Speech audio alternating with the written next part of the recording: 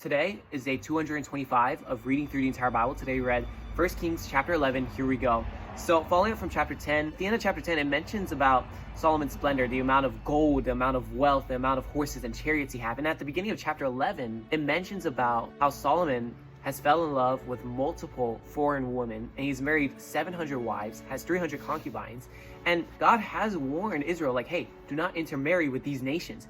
But Solomon does anyways, and as he grows old, these women made Solomon to turn his heart to other gods, to worship other gods, and build altars for them. This made God angry, and God appears to Solomon again and tells him, I'm going to tear this kingdom apart from you, not in your lifetime, but from your son. And basically, the rest of chapter 11, it lists out adversaries that Solomon has, nations that go up against him, and even another person who God is raising up who will rule 10 tribes of Israel. The chapter ends with Solomon's death.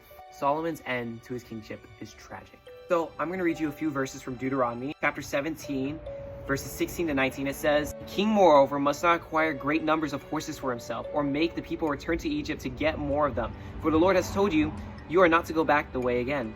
He will not take many wives, or his heart will be led astray. He must not accumulate large amounts of silver and gold.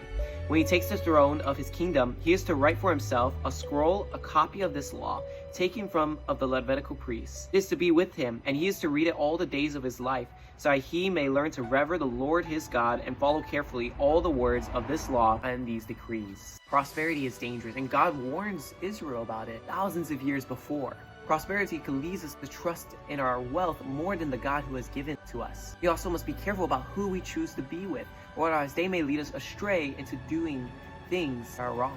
Instead of trusting material things, let's turn our hearts to God, who already has our best interest in mind. So, that's all I got for this reading. That's all I got for day 225, and I'll see you in day 226.